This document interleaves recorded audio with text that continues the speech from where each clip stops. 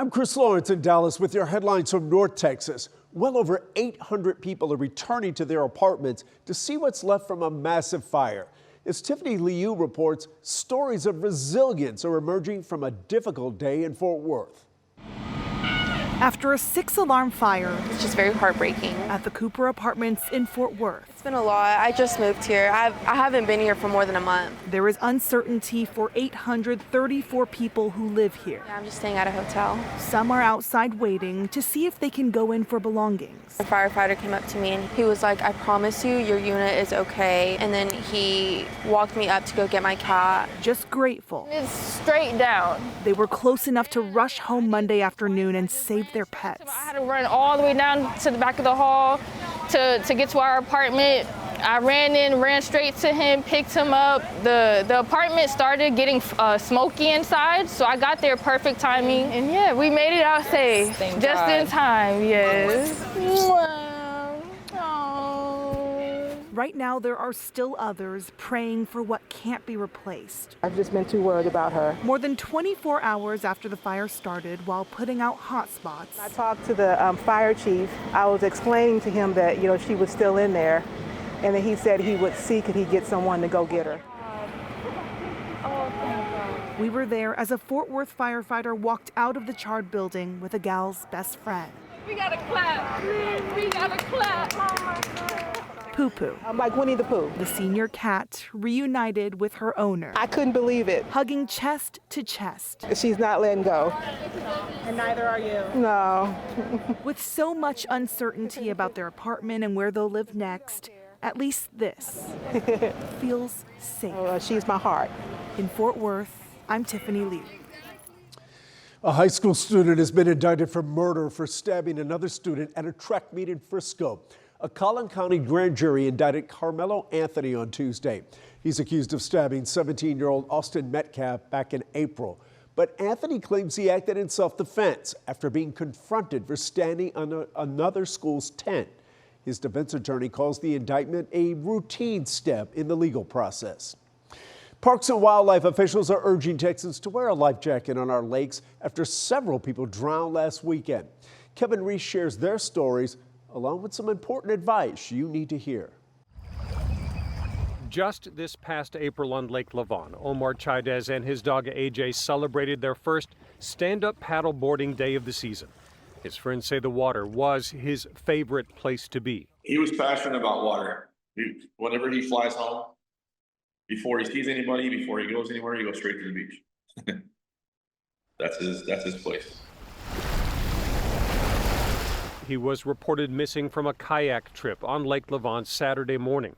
His dog was found alive, but the firefighter's body wasn't recovered until early Monday. He had friends everywhere, all over the country. He'll be missed a lot for a long time. We'll always be thinking of him. It's tragic. Unfortunately, it happens every summer. Texas Parks and Wildlife recommends everyone wear a life jacket regardless of age or swimming ability. Friends confirm Omar Chaidez, as in his own video from April, was not. Different things can happen and they happen quick, and there's very little room for error in a water environment. If you go underwater in water that's not clear, especially in Texas because the water is so murky, we can't find you in time. At Cedar Creek Lake in Henderson County, 2 young victims were wearing life jackets, but the situation was different. Investigators say the girls, ages just 3 and 5, were on an overloaded boat in bad weather. What I understand is the boat capsized, and when it sank, they were underneath it and couldn't get free from the boat. And a 43-year-old man drowned in a separate incident at Cedar Creek Lake earlier that same day. We're told he went under while trying to retrieve a floaty. It just takes as little as 10 seconds to be in a struggle and then be beneath the surface. A summer reminder that multiple families are struggling with again. In Dallas, I'm Kevin Reese. Congresswoman Jasmine Crockett is dropping her bid to lead the House Oversight Committee.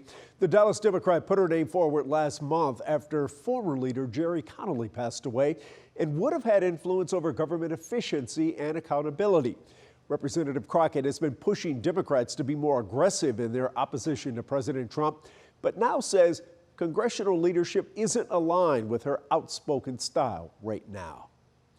You can eat avocados for breakfast, lunch, or dinner, and we sure love them here in Texas. Some of that obsession is the product of great marketing. The group behind the branding is based in Irving, and Kara Sewell sat down with the Avocados from Mexico CEO to see how they redefine the fruit.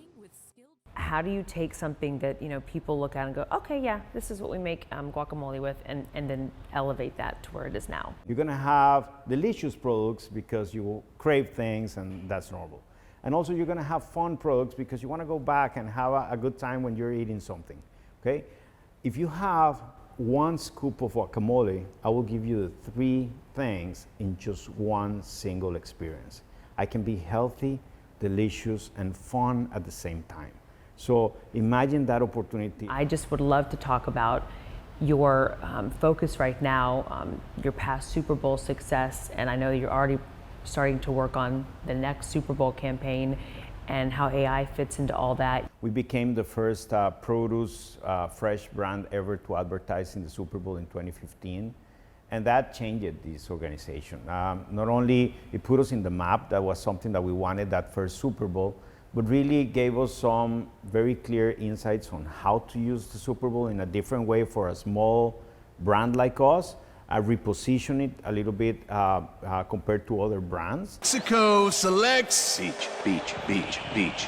The avocado! I do like what you've said before about how you have a strategy and then things fall into that strategy. Yeah, I'm a big believer that if you want successful company, it has to be a strategy first organization. And for us, it's very hard because we don't sell anything. This is a marketing company. My job is to spend money the best way possible to develop a category and a brand.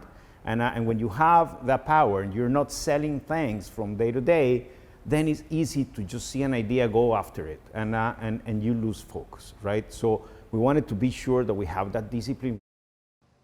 Some analysts believe avocado sales in the U.S. could top $8 billion in the next 8 years. And those are your headlines from North Texas.